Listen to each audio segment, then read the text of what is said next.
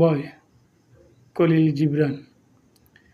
কথিত আছে, সমুদ্রে ঢোকার আগে একটি নদী বয়ে কেঁপে ওঠে।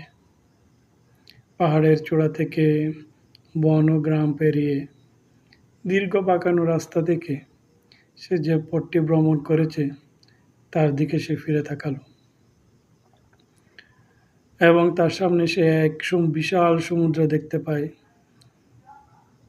যে সেখানে প্রবেশ করা চিরতরে অদৃশ্য হয়ে যাওয়া ছাড়া আর কিছুই মনে হয় না।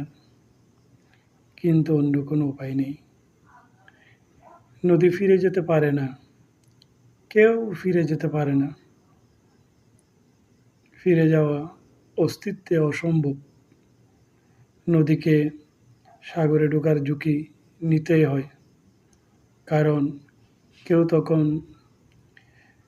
তখনই ভয় দূর হয়ে যাবে, কারণ সেখানেই নদী জানবে যে এটি সাগরে বিলীন হওয়ার কথা নয়, মহাসাগরে পরিণত হওয়ার কথা।